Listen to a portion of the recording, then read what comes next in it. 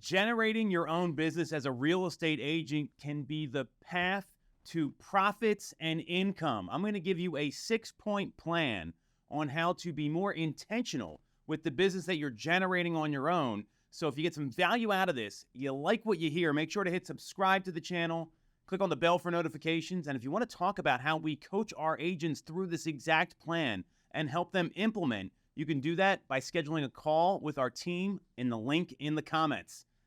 Everyone wants to generate their own business. If you can do that, you're not paying referral fees, you're leveraging your network. We know that 65% of sellers list because of proximity. There's a whole boatload of reasons that this makes a ton of sense.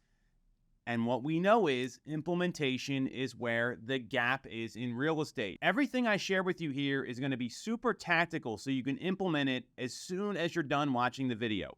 So here is the 6-point plan. And I've got a bonus at the end you'll want to make sure you stay tuned for so you can really implement this at a high level. Step 1 is build out your database. Make sure you've got emails, phone numbers, addresses for all the people you actually know, whether it's your dry cleaner, the person that cuts your hair, your accountant, your parents' friends, your spouse's friends, the parents you know. If you live in a community, you've got to sit down and actually build all this stuff out to create a database that you can market to. Because if you don't spend the time developing the database, and it starts right here with your cell phone, right? It's not very hard.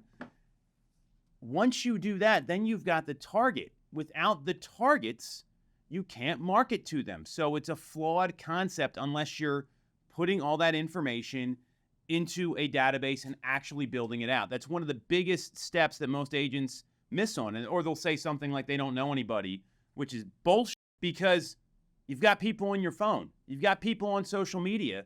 You have more connections in the marketplace than you may realize. So make sure to build out the database. That's number 1. Name, email, address, phone number. Those are the components. Step 2, you want to determine numbers, how you're going to market the database. This is where you start to build the plan. And that should be a daily and weekly conversations with your database, right? So how many people are you going to be talking to on a daily and weekly basis? My number is a minimum acceptable of 5 a day. I've got to have 5 conversations with people in my sphere, in my network a day to know that I'm working it properly, because these conversations are going to last longer. They're going to be more conversational. It's not so tactical like, where are you planning on moving to? We're asking the pre-qualifying questions. You're asking about their family, occupation, recreation. You're using that forward script to make sure you're engaging with them. So that's number 2. Is that you've got to have a daily and weekly commitment around sphere conversations. I'd also be determining the following 2 numbers. How many CMAs you're going to be preparing on a weekly basis for the people in your database. Tom Ferry and I, we did the CMA a day campaign. We talked about it on one of the previous shows. We'll see if we can link that up.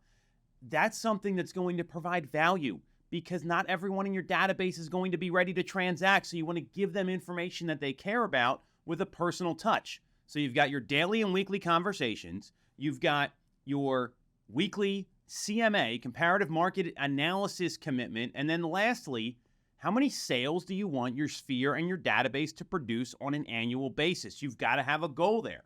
So now we've got the target.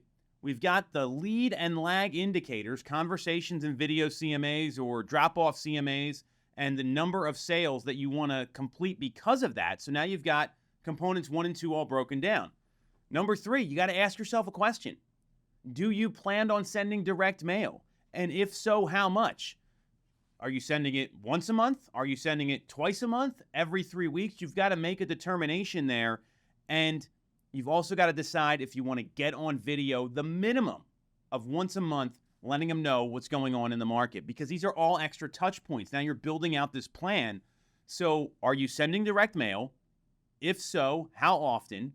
And then based on how often, you can build out a regular mail schedule. It's very easy to do.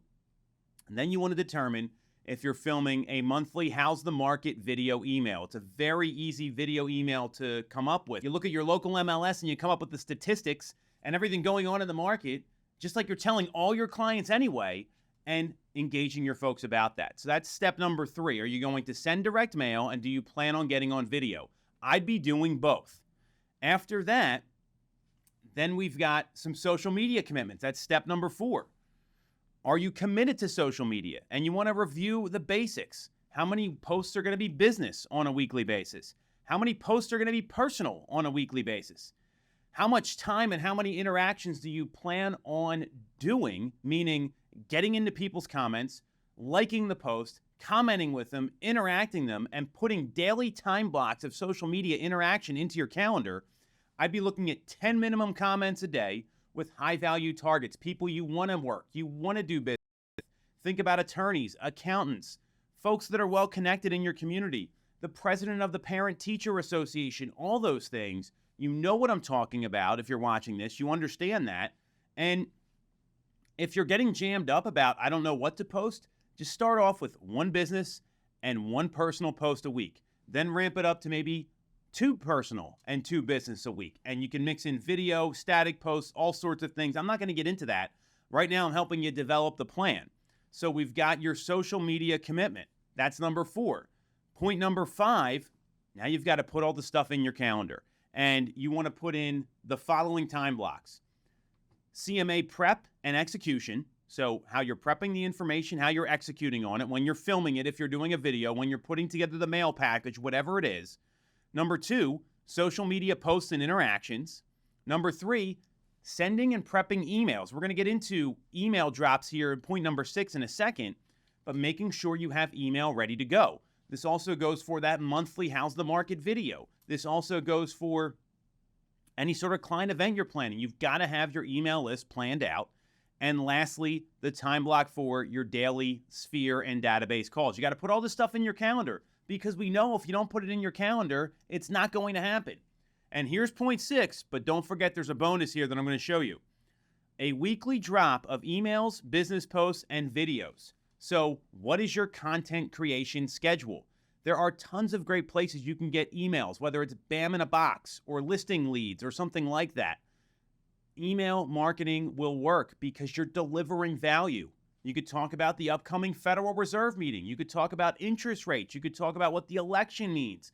All the stuff we're dealing with on a regular basis as real estate agents, that's something you can use to educate people.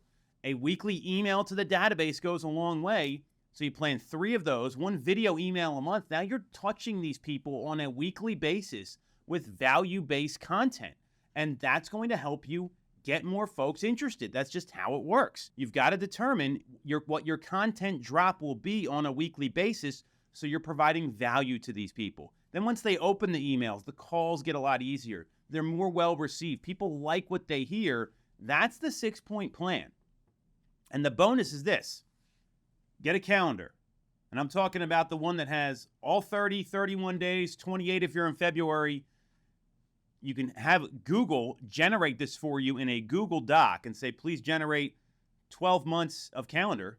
And from starting today over the next 12 months, and you put in your calendar when you're prepping the CMAs, when you're emailing the newsletter, when you're emailing the content drop that you get every week, when you're posting on social, you put all of it in a calendar, and then you know what you're supposed to be doing every day. And it's really simple, and it's looking at you right in the face. So you go to your time block when you're working on your self-generated business, and you execute based on the calendar. This may all sound elementary. This is what high-level operators and high achievers do, because implementation is the gap in real estate. And the more you can implement, it doesn't have to be perfect. Done is going to be better than perfect. You've got to do it all on a regular basis. So if you got some value out of this, or you got questions, hit us up with the link in the comments, and make sure to subscribe and follow the channel.